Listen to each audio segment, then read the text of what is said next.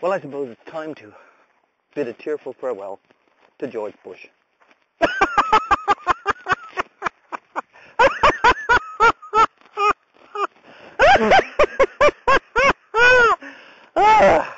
Goodbye, you asshole. It has not been a pleasure.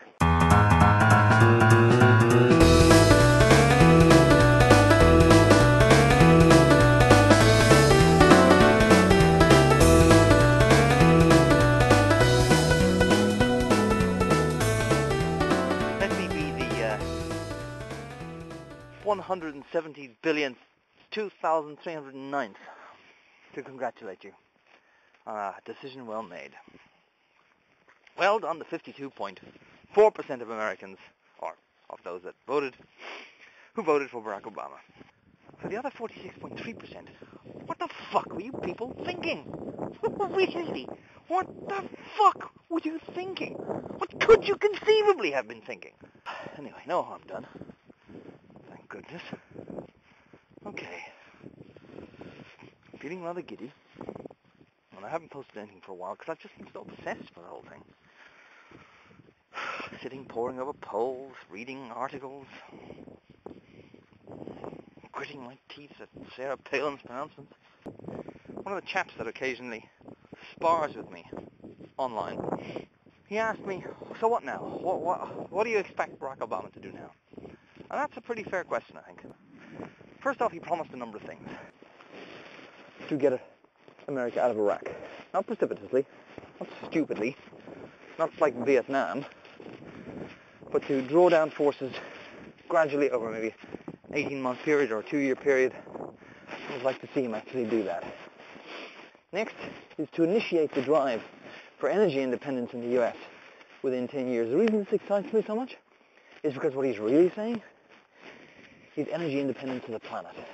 If America leads on this issue, we're done. We're home. It's a home run. It's over. The argument has been won. And that will spread throughout the rest of the world. And we'll be selling. Europeans will have the opportunity to sell a ton of stuff that we will already develop to the U.S. If the Americans lead, the world will follow. Chinese, the Indians. Basically, what this is a New Deal, not just for America, but for the planet. We have to retool the whole energy apparatus of the planet. Now, some of that work has been done. Certainly most of the research and development has been done. But now we have to do all the engineering. We have to rebuild power plants. We have to renew entire fleets of vehicles, entire fleets of aircraft. We have to build railways and trains, dig tunnels. All of this is vital economic activity. Economic activity that we should have been doing ages ago. But above all, it's economic activity that is going to reduce, in the medium term, our energy usage. If Barack Obama does that, well then, he's fulfilled his promise as far as I'm concerned. Still, though, I'm willing to push the envelope. We have been having a discussion as a global people about the issue of climate change. And that's fantastic. And if Barack Obama is to be believed, that conversation is now going to become turbocharged. Great. But we also need to be having a discussion as a global people about war, about how we regulate the global economy, about how we deal with countries that go to war, about how we deal with people that are responsible for the deaths of hundreds of thousands of people, about how we deal with people who are responsible for the displacement of millions. Well, it's a pipe dream. It's wishful thinking to hope that a democratic president would go so far as to convene some kind of war crime tribunal and try members of the Republican administration that were responsible for the debacle in Iraq. But, okay, I get that. That's too much. But what I am hoping is that we can have this global conversation about these issues, that we can put legal structures in place to prevent this from happening again. I'm hoping, minimum baseline hope, that America will sign up to the International Criminal Court. For me, however, the bottom line is patience.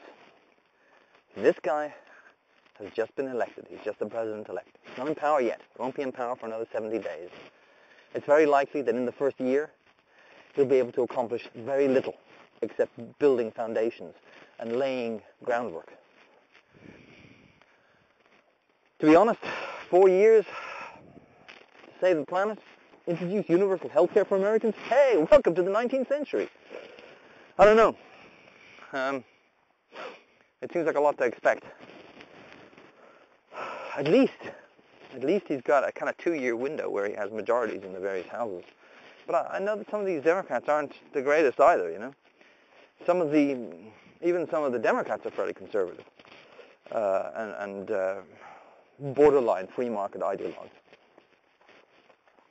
We'll have to see. We'll have to hope. We'll just have to pray that he gets the space and the time he needs to do the things that need to be done. On the whole, I'm pretty hopeful. And not having the United States run by a sniggering, inarticulate moron, that seems like a step in the right direction. Catch you later.